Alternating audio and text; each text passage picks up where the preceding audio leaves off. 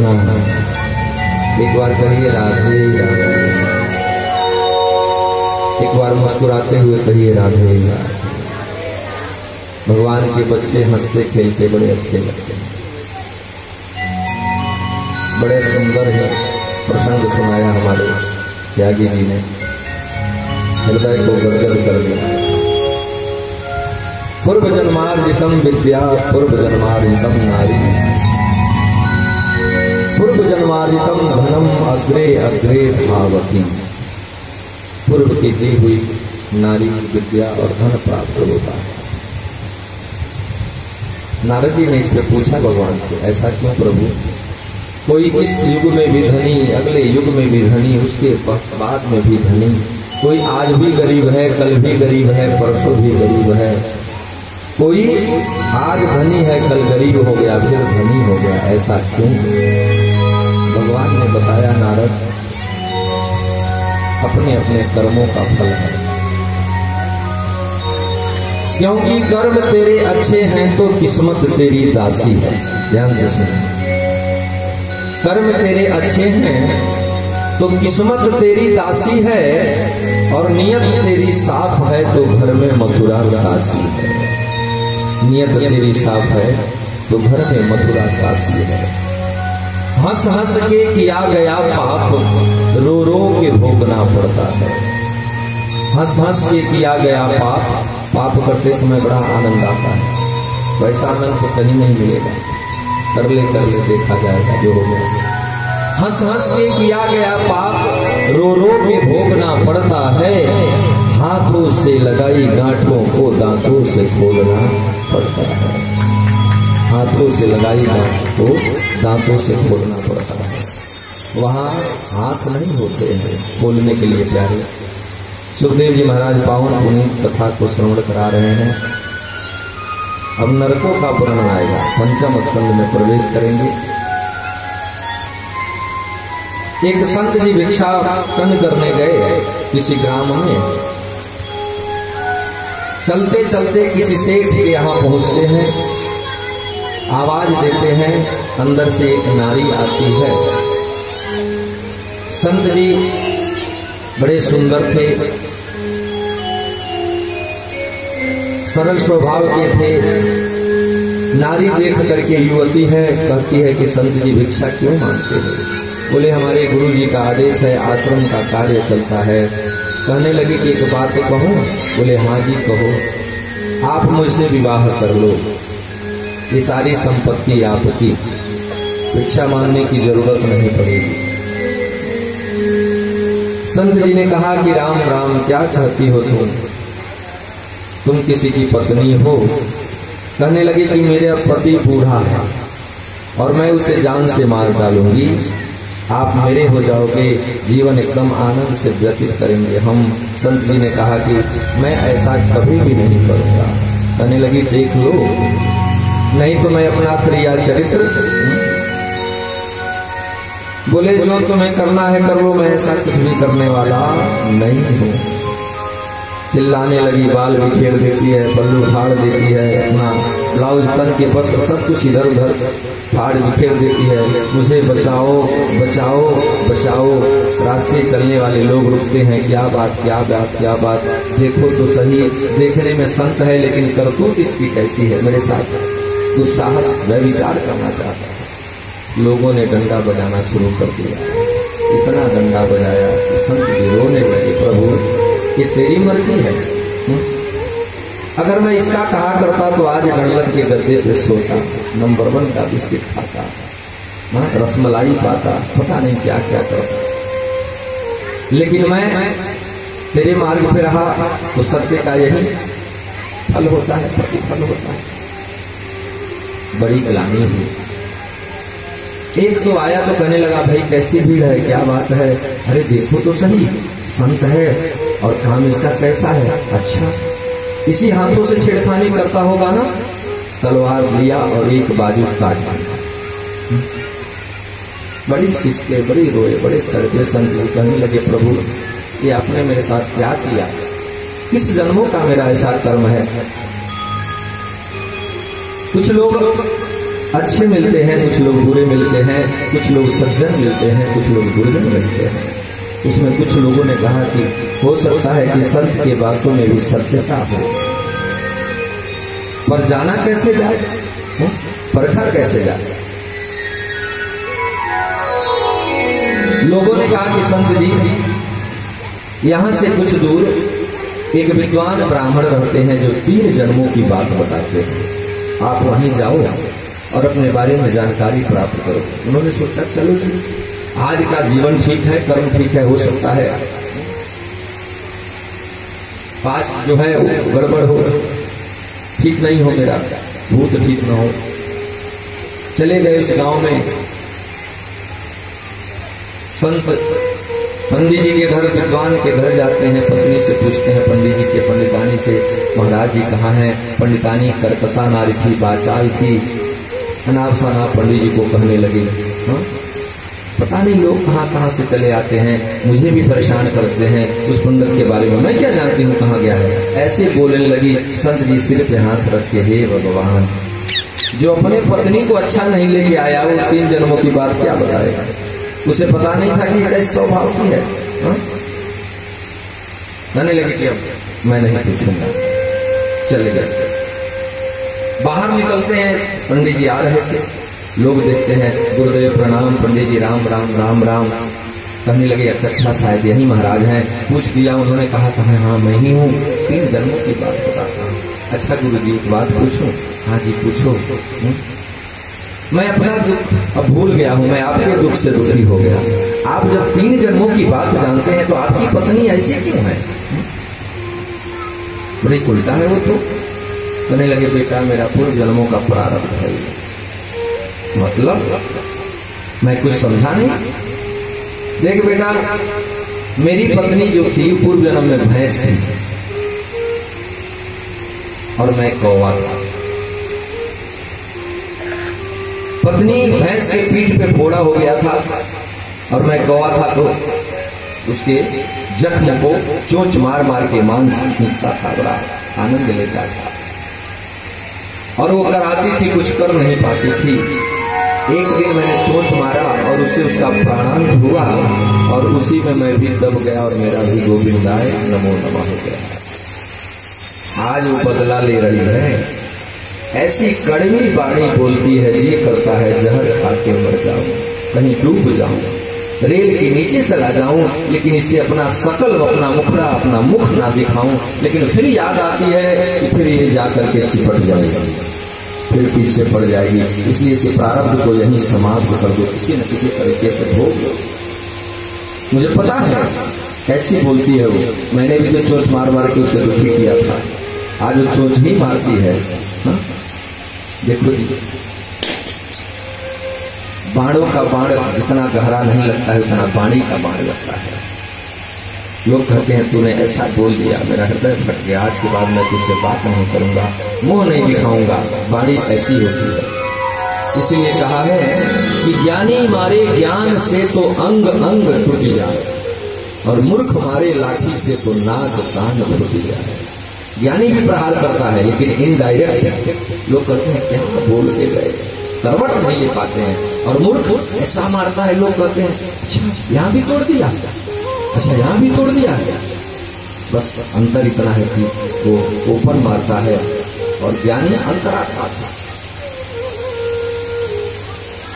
संत जी ने कहा चलो गुरुदेव कोई बात नहीं, अब थोड़ा मेरे बारे में तो बता दो, मेरे साथ ऐसा क्यों हुआ, मैंने तो कुछ गलत नहीं किया। कहने लगे प्यारे संत जी, पूर्व जन्म में आप संत थे, पूर्व जन्म में अपनी कुटिया में बैठ के तपस्या कर रहे थे। एक कसाई एक गाय का पीछा कर रहा था। गाय भगे भगे जा रही थी, आपके आश्रम की तरफ से गुजरी। कसाई आश्रम में आता है, कहने लगा कि अरे महाराज जी, मेरी गाय मेरे खूंटा को छोड़ करके चली गई है, क्या आपने देखा गाय किधर गई है? आपने संकेत कर दिया, हाथ उठा करके इसी रास्ते से गई है। कसाई पीछा करते करते गया, गाय को पा गया और गाय को जान से मार दिया। जानते हैं आज जो नारी है वही गाय, जो नारी है वो गाय है, और जो कसाई था वो उसका पति था। वो अपने पति को गला दबा के मार दिया। बोली देखो मेरा पति भी मार दिया, मेरे पति को भी इसने, मेरा पति कुछ कहने लगा उसे भी इसने मार दिया, मेरे साथ जो साहस कर रहा था देखो सही, बदला बराबर हुआ। आपका यही दोष है कि आपने जो संकेत कर दिया वही गाय आज आपके पिटने का, दुख देने का कारण बनी है। संत जी को संतोष हुआ कि चलो कुछ गड़बड़ था, उसका परिणाम मुझे मिला। इसलिए प्यारे, जैसी करनी वैसा फल, आज नहीं तो निश्चय कल। कर्म की गति को कोई टाल ही नहीं सकता है। लिखते हैं भगवान गीता में, न छियते कर्म कल्प कोटि सतीरपि, अवश्यमेव भोक्तव्यम कृत कर्म शुभाशुभम। कर्मों का फल बिना भोगे समाप्त नहीं होता है। चाहे आप करोड़ों जन्म धारण करें, भोगना आपको पड़ेगा, आप ही को भोगना पड़ेगा। एक बार कहिए जय श्री कृष्ण, एक बार और कहिए राधे राधे। भरत जी के पावन पुनीत कथा को सुखदेव जी महाराज सुनाने लगे, पातालों इत्यादि का वर्णन किए। प्रियव्रत राजा के उसी में आपने कल भरत इत्यादि की कथा को श्रवण किया। सुखदेव जी महाराज इस कथा को सुनाए। परीक्षित जी महाराज कहने लगे, गुरुदेव एक बात बताइए कि हमारे शास्त्रों में ग्रह नक्षत्रों से या नरकों इत्यादि का भी संबंध है क्या? कथाओं से संबंध रखता है? बोले हाँ हाँ संबंध रखता है। हमारे देश में 27 नक्षत्र हमारे यहां बनते हैं। एक नक्षत्र के 4 चरण होते हैं और एक राशि के 9 चरण होते हैं और 12 राशियां हैं। तो 12 को 9 में गुणा करेंगे तो 108 बनेगा। इसी से यह माला 108 की दाना बन गई। उसके बाद पाताल में नागों से प्रकाश होता है, ऊपर चंद्रमा सूर्य से प्रकाश होता है, मणियों से ऐसे प्रकाश होता है। और हर मनुष्य के जीवन पे ग्रहों का प्रभाव पड़ता है। सबको ग्रह परेशान करते हैं, इससे समय अनुसार ग्रहों का भी पूजन करना चाहिए। 14 लोक, 7 लोक नीचे, 7 लोक ऊपर, 14 भुवन हो गए, स्वर्ग पाताल मृत्यु लोक बन गए। और कहने लगे कि नरक भी हैं। वैसे तो 84 लाख नरक हैं महाराज, लेकिन जिसमें 28 नरक मुख्य रूप से है। कहीं कहीं 21 का वर्णन किया गया है। कर्मों के अनुसार नरकों का प्रारब्ध में मनुष्य को भोगना पड़ता है। कहने लगे कि पहला नरक है तामिश्र, पराया धन और पराई स्त्री चुराने वाले को मिलता है। पर धन पर स्त्री पर दृष्टि करे वो प्राणी अति दुख पाते हैं। आंखें निकाल कर जर्जर तन नरकों में गिराए जाते हैं। दूसरा है अंध तामिश्र, पराई स्त्री के धर्म को नष्ट करने वाले के आंखों को निकाल करके इसमें गिरा दिया जाता है। उसके बाद तीसरा है रौरव, जो मैं मेरे के घमंड में रहता है कि सब कुछ मैं ही हूं। उसे रौरव नरक में रूरू नाम के जीव काटते हैं उसे। उसके बाद है महारौरव।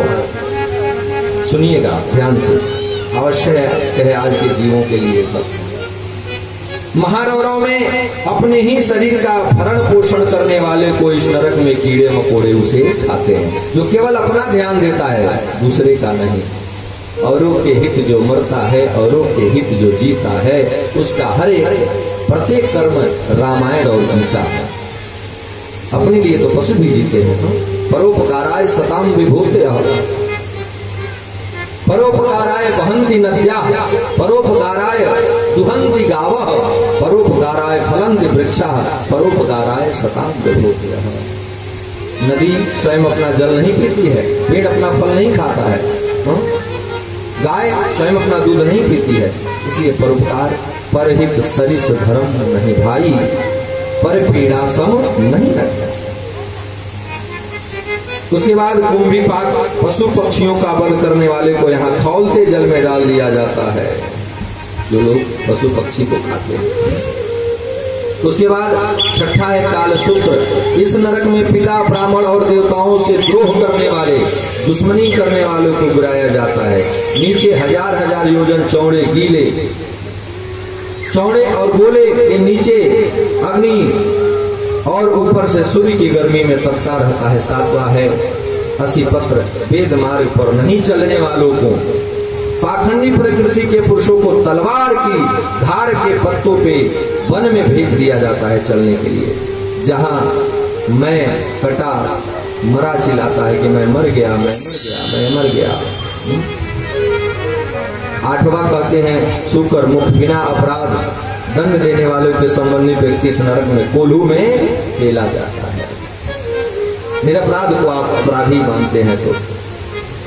अंधकूप, किसी की जीव का नष्ट करने वाले वो कीड़े मकोड़े वाले इस नरक में डाला जाता है। किसी की जीविका देख के लोग जलते हैं, कैसे सुखी है ये, कैसे इसका काम चल रहा है, उसे ऐसा होता है। दसवां बोलता है कृमि भोजन। किसी को बिना दिए या खिलाए यज्ञ हवन जो लोग नहीं करते हैं और स्वयं पेट भरते हैं, अगला देख रहा है आप पूछते भी नहीं और खाना शुरू कर दिए, इन्हें वहां जाकर के कीड़ा बनना पड़ता है महाराज, इसलिए किसी को दे करके खाओ। एक रवा है दंसन। ब्राह्मण के धन को चुरा कर या बलपूर्वक हरण करने वाले को यमदूत चिमटे से नोच नोच कर यातना देते हैं इस नरक में। उसके बाद है वज्रकंटक। अगम्य पुरुष या स्त्री से संभोग करने वाले पुरुष को लोहे की तपाई हुई स्त्री से और स्त्री को पुरुष से चिपटा कर यातना दी जाती है महाराज। और बोले 13वां है बैतरणी। धर्म की मर्यादा का उल्लंघन करने वाले को बैतरणी नदी में डाली जाती है, जहां जलचर उन्हें खाते हैं, जो नाना प्रकार के विषैले जीव जंतु। और प्रयोग और बोले पशुओं की तरह लज्जाहीन आचरण करने वाले को मलमूत्र और विष्टा और थूक से भरे नरक में गिराए जाते हैं। यहाँ पर भी ने जीव आते हैं जो मर्यादा का उल्लंघन करते हैं। बोले उसके बाद विशंसन। यज्ञ के बहाने जीवों की हत्या करने वाले को इस नरकों में गणासों से काटा जाता है। कहते हैं कि देवता लोग स्वीकार करते हैं, बलि करते हैं। बोले इतना ही नहीं, 17वां है अविवाहिता से भोग करने वालों के यहाँ पर वीर की ही पान कराया जाता है महाराज। न जातु काम कामानाम मुख भोगे न शाम्यति हविषा कृष्ण वक्त मर्मय भू एवामी वर्धते। मनुस्मृति में लिखते हैं। उसके बाद मेदान नामक नरक है जो 18वां नरक है। बोले गांव नगर में आग लगाने वाले प्राणी को इस नरक में कुत्ते नोच नोच करके खाते हैं। कहिए जय श्री कृष्ण। एक बार और कहिए। कभी ऐसा ना हो कि हमारा कर्म याद आने लगे कि मैंने ऐसा किया है, हाँ इसका परिणाम तो यही होगा, हो जाता है। 19वां है अभिची। झूठी गवाही देने वालों के यहाँ 100 योजन ऊंचे से गिराए जाते हैं, उनका ओठ कट जाता है, गूंगे हो जाते हैं। 20वां है अदापात। मदिरा पान करने वाले, इसमें लोहा गर्म करके पिलाया जाता है जो लोग मदिरा पीते हैं। 21वां है क्षार कर्दम। श्रेष्ठ बनने वाले को यहाँ उल्टा लटकाया जाता है। 22वां है रक्षोगण। जो भैरव राक्षसों का भजन करते हैं, मांस भक्षण करते हैं, उनको यह रक्त पान कराया जाता है। जैसे तंत्र विद्या से लोग नुकसान करते हैं दूसरे का। 23वां है शूल प्रेत। पक्षियों को पकड़ करके भूख प्यासे रखने वाले को यहाँ भूख प्यासे व्यथित रखा जाता है। ऐसी ऐसी नरकों की यातनाएं सुन के परीक्षित जी कांपने लगे। गुरुदेव बस करो बस करो बस करो, अब इसके आगे मत सुनाओ। कांपने लगे। अरे गुरुदेव इससे बचने का कोई उपाय तो बताओ। जाने अनजाने में अगर किसी ने ऐसा कर दिया तो फिर उसका क्या होगा? उससे बचने का उपाय बताओ। सुखदेव जी महाराज कहने लगे कि राजा परीक्षित, पाप करके उसका प्रायश्चित करना और पुनः उस पाप को नहीं करना, नहीं तो मान लीजिए आपने पाप किया,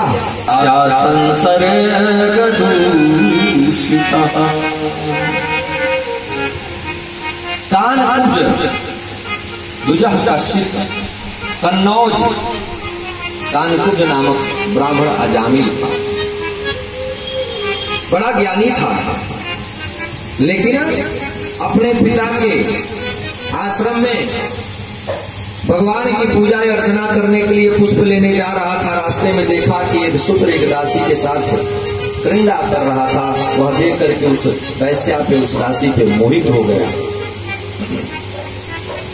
और उसका मन बन गया कि इसे मैं अपना बनाऊंगा।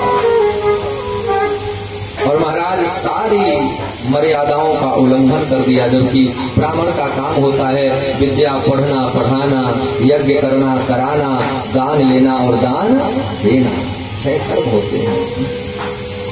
लेकिन महाराज सब कुछ भूल गया और महाराज अंततोगत्वा उसे अपना बना ही लिया, सारा धन उस पर खर्च कर दिया, सारे मर्यादाओं को भूल गया, अंततोगत्वा उसे बना लिया अपना।